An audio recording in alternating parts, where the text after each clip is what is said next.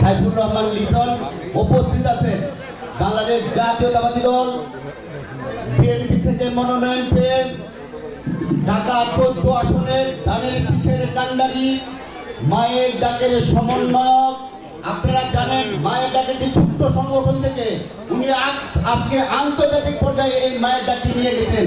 সেই আমাদের বোন সানজিদা ইসলাম তুলি উপস্থিত আছেন। বাংলাদেশ জাতীয়তাবাদী দল ঢাকা মহানগর উত্তরের বিপ্লবী যুগ্ম আহ্বায়ক, মিরপুর জোন টিম লিডার, সাবেক কমিশনার জননেত্রী যারা ফেরদৌসী আহমেদ মিষ্টি উপস্থিত আছেন। বাংলাদেশ জাতীয়তাবাদী দল ঢাকা মহানগর উত্তরের বিপ্লবী যুগ্ম আহ্বায়ক দপ্তরের দায়িত্বে ABM রাজ্জাক উপস্থিত আছেন। বাংলাদেশ জাতীয়তাবাদী যুব দল ঢাকা মহানগর উত্তরের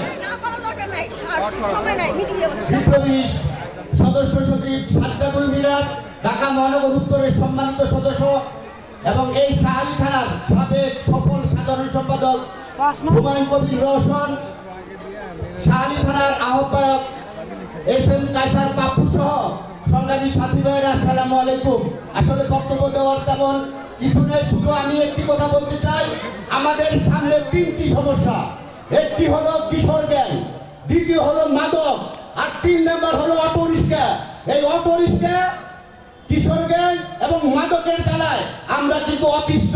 তাই আমি বিশেষ করে আমাদের নেত্রী, আগামী দিনের যে সংসদ সদস্য যিনি আগামী দিনে আমাদের প্রতিনিধিত্ব করবেন, সেই ঢাকা 14 আসনের বিএনপির ক্যান্ডিডেট সানজিদা ইসলাম তুলি আপনাকে বলবো, আপনার ম্যানুফ্যাকচারিংতে এই 3টি অবশ্যই আপনি এই 3টি জিনিস রাখবেন। কিশোর গ্যাং কিভাবে নির্মূল করা যায়, এই অটো রিক্সাকে কিভাবে নিয়ন্ত্রণ করা যায়। অটো রিক্সা আজকে যারা অটো রিক্সা চালাচ্ছে অথবা তারা বুঝতেছে না আগামী দিনে কিন্তু অটো রিক্সার জন্য চলাচলি করা যাবে না। এই মানুষের জ্ঞান এবং অটো রিক্সার জ্ঞান এক নম্বর থেকে এখানে আসতে 1 ঘন্টা লাগে। তাই আমি বলবো, আর এই কিশোর গ্যাং এই 3টাকে নিয়ন্ত্রণ করতে পারলে আমরা আগামীতে সুন্দরভাবে এই দেশকে পরিচালিত করতে পারবো, এই আশা ব্যক্ত করে আমি আমার বক্তব্য শেষ করছি। আল্লাহ হাফেজ। বাংলাদেশ জিন্দাবাদ।